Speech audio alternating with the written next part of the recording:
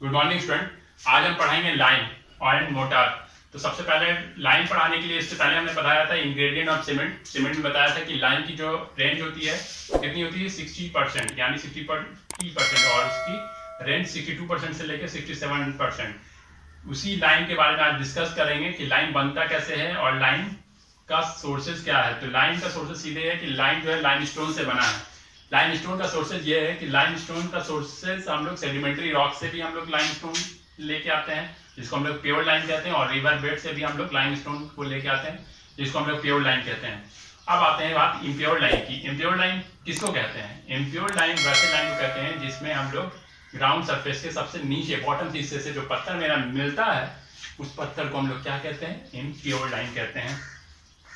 अब आते हैं बात हम लाइम स्टोन से मेरा लाइम बना कैसे। जब लाइम स्टोन को पूरी तरह से बर्न किया जाता है जब तक पूरी तरह से लाल रंग नहीं मिल जाए, यानी पूरी तरह से रेडनेस नहीं हो जाए, तब तक हम लोग बर्न करते हैं। जैसे ही लाल रंग मिल जाता है तो वैसे ही हम लोग का लाइम मिल जाता है। अब वो लाइम मिल जाता है तो उसको रिएक्शन कैसे होता है, कैसे रिएक्ट होता है। लाइम स्टोन का सिंपल सा फॉर्मूला है CaCO3। ये कैल्सिनेशन होता है, यानी बर्न होता है रेडनेस होने तक। अब वो दो पार्ट्स में डिवाइड हो जाता है, जैसे प्योर लाइम में और इम्प्योर लाइम में। जो CaO है वो मेरा प्योर लाइम है और CO2 क्या है? इम्प्योर लाइम है। तो ये दोनों लाइम है। अब आती है बात कि हम लोग CaO यानी प्योर लाइम को यानी वाटर के साथ, यानी कहने का मतलब है कि जब हम लोग प्योर लाइम को वाटर के साथ जब हम लोग मिलाते हैं तब हम लोग का स्लैग लाइम देता है।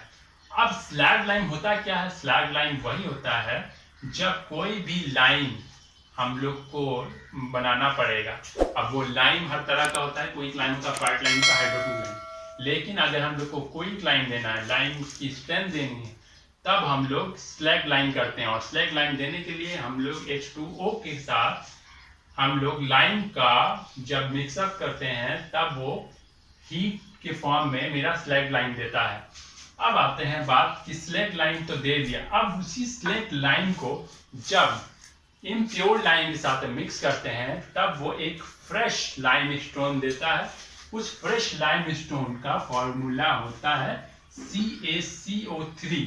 अब उस फ्रेश लाइम स्टोन को और हम लोग जो प्योर लाइम कहलाता है, प्योर लाइम स्टोन कहलाता है, और इम्प्योर लाइम स्टोन को पहचानने के लिए हम लोग क्या करेंगे? तो उसके लिए हम लोग कलर है, तो कलर जब आइडेंटिफाई हो जाएगा उसमें तो समझ जाएंगे कि ये प्योर लाइम स्टोन है या इम्प्योर लाइम स्टोन है। प्योर लाइम स्टोन का सिंपल सा कलर आइडेंटिफाई करने का तरीका है कि अगर वो व्हाइट कलर का होगा तो प्योर लाइम स्टोन होगा, अगर वो ब्लूइश ग्रे कलर का होगा तो इम्प्योर लाइम स्टोन होता है।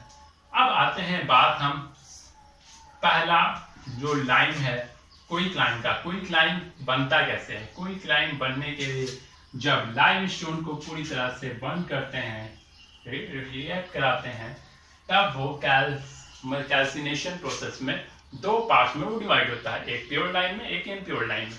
वो प्योर लाइम को ही हम लोग कहते हैं क्विक लाइम। और वो क्विक लाइम कैसे बनता है? अगर इसमें प्योरिटी 95% तक हो और 5% तक क्ले हो तो वैसी लाइम को हम लोग कहेंगे क्या?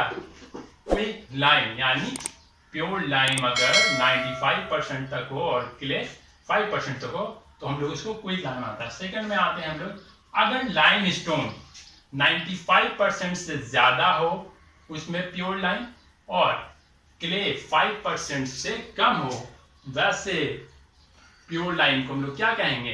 फैट लाइम कहेंगे। थर्ड में आता है हम लोग का हाइड्रोलिक लाइम। हाइड्रोलिक लाइम अगर 70% से ज्यादा हो इम्प्योरिटी, मतलब प्योरिटी यानी 70% से अगर ज्यादा हो और 30% से कम हो उसकी क्ले, तो वैसी लाइम को हम लोग क्या कहेंगे? वैसे प्योर लाइम को हम लोग क्या कहेंगे? Hydraulic lime. Generally hydraulic lime हम लोग वहां पे यूज करते हैं जहां पे हाइड्रोलिक यानी वाटर सरफेस हो, जहां पे पानी का काम होता हो, वहां पे हम लोग ये हाइड्रोलिक लाइम का यूज करते हैं। तो ये मैंने बताया कि ये सारा लाइम है जिसका यूज हम लोग कहते हैं।